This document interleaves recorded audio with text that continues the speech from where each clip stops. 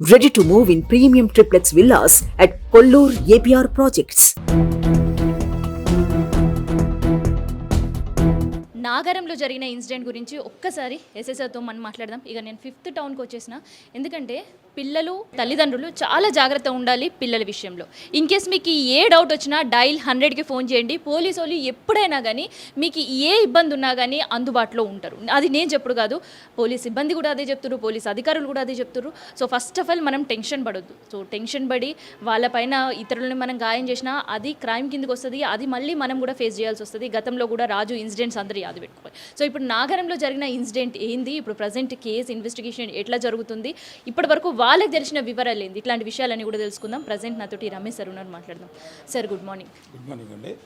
అది ఇంచుమించుకు అది నాగారం అనే 80 క్వార్టర్స్లో ఒక మాకు ఇప్పటికీ అంటే 15 డేస్ అంటే కేసు అయినట్టు వారం రోజుల ముందు అబ్బాయిని చిత్రహింసలు పెడుతురని చెప్పేసి చుట్టుపక్కల నైబర్స్ మాకు కాల్ చేయగానే 100 కాల్ చేయగానే ఇమీడియట్లీ పోయి రష్యాపోయి అక్కడికి వెళ్ళి స్పాట్కి వెళ్ళి అబ్బాయిని చూస్తే అబ్బాయి కళ్ళు వాచిపోవడం కానీ వాళ్ళు చిన్న గాయాలు ఉన్నాయి.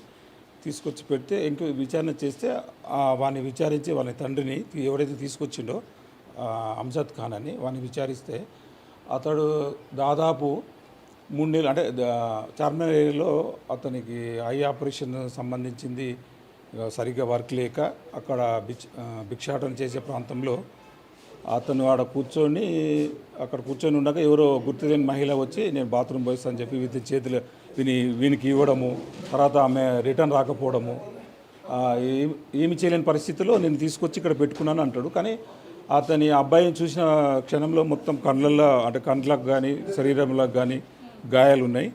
మరి ఏంటంటే అతను చేతులు వంకర్లు తిరిగి ఉండే, తర్వాత నడుము కానీ పనిచేయడు, నేను కూర్చోలేడు, అంటే నడవలేడు. అంటే అబ్బాయి అబౌట్ 4 years ఉంటాయండి. తర్వాత ఇవన్నీ చూసుకొని ఫస్ట్ ఆఫ్ ఆల్ ఇన్వెస్టిగేషన్ భాగంగా అబ్బాయిని తీసుకొచ్చి అతని ఎవరైతే తెచ్చిండో అతని ఎక్కిజుడిపై కేసు నమోదు చేసిందండి. నమోదు చేసిన తర్వాత ఫర్దర్ ఇన్వెస్టిగేషన్ నిజామాబాద్లోని బాలా సదన్కి అబ్బాయిని అప్పచెప్పిన. అక్కడి నుంచి ఫర్దర్ ట్రీట్మెంట్ గురించి మళ్ళీ హైదరాబాద్ రిఫర్ చేసారు వాళ్ళు సదన్ వాళ్ళు. మేము ఒకటే కోరేది ఏంటంటే తల్లిదండ్రులకు చిన్నపిల్లలకు ఎవరైనా కానీ, మీరు కూడా అబ్బాయిని చూసుంటారు. సో ఫస్ట్ బిఫోర్ పిక్ అబ్బాయిది రెడ్ కలర్ షర్ట్లో ఉన్నప్పటికీ అండ్ ఇప్పుడు ఆ గాయాలతో ఉండే అబ్బాయికి చాలా చేంజ్ ఉంది. సో ఒక్కసారి ఆయన ట్రీట్ చేసిన డాక్టర్ని, అబ్జర్వేషన్ చేసిన డాక్టర్ని చూస్తుంటే అడిగితే కూడా ఐ బాల్ చాలా దెబ్బతిన్నది అవన్నీ కూడా చెప్తున్నారు. వాస్తవేనండి. అది కొట్టిన గాయాలు ఉన్నాయి. కొట్టిన గాయాలు అయితే వాస్తవం ఉన్నాయి. కళ్ళు వాసిపోయినాయి, శరీరంలో ఇతర చోట్ల కానీ గాయాలు ఉన్నాయి. అది మాత్రము యాక్సిడెంట్లో జరిగింది కాదు, కొడితేనే గాయాలు అవుతాయని చెప్పి డాక్టర్ పరిశీలించి చెప్పారు. ఎందుకన్నా మంచిదని చెప్పి ఇంకా అతని సేఫ్ కస్టడీ గురించి సదన్ నిజామాబాద్ బాలా సదన్ ఉంది కదండి, అక్కడ అడ్మిట్ చేయడం జరిగితే వాళ్ళు ఫర్దర్ ఆఫీసర్స్ ఇన్వెస్టిగేషన్ చేస్తారు.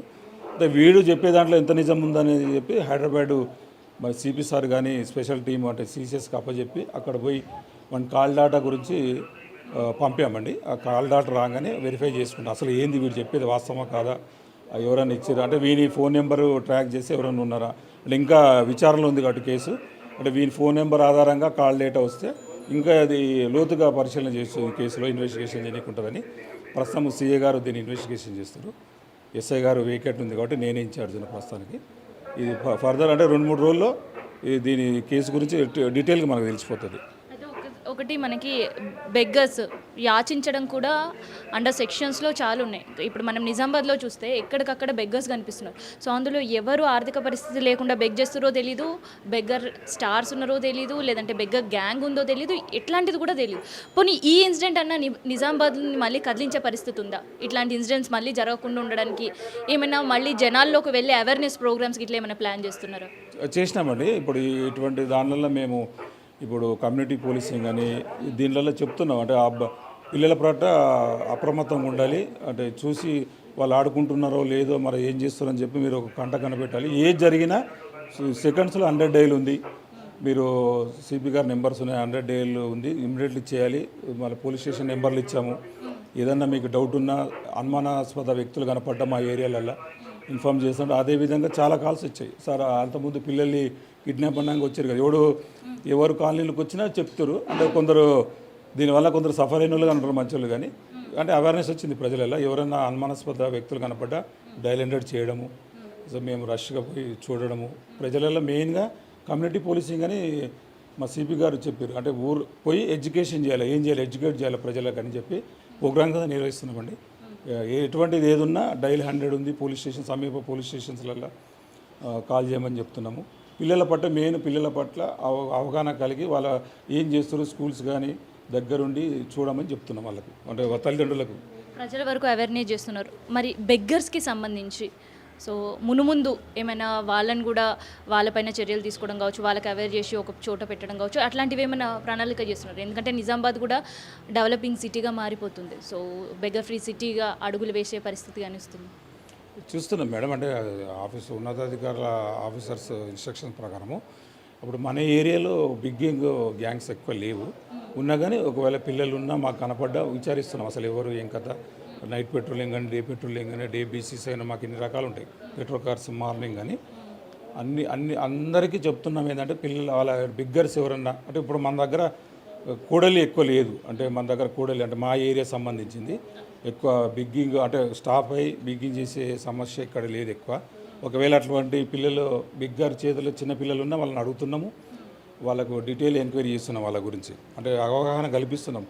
ఈ డీటెయిల్గా ఒకవేళ అట్లా అనుమానంగా కనపడితే మేము తీసుకొచ్చి విచారణ చేసి వదిలిపెడుతున్నాం. సో పోలీసుల బాధ్యతగా వాళ్ళ మటుకు వాళ్ళు అవేర్నెస్ చేస్తారు. మనం కూడా కొంతవరకు కాన్షియస్ ఉండాలి అండ్ అలర్ట్గా ఉండాలి. సో ఎవ్వరు కన్నా బిడ్డ అయినా కావచ్చు, కానీ మన ఇంట్లో కూడా పిల్లలు ఉంటారు. అందుకనే మనకి ఏమైనా అనుమానం వస్తే డైల్ 100కి ఫోన్ చేయండి. ఒక బిడ్డ జీవితాన్ని మనం కూడా కాపాడినోళ్ళం అవుతాం.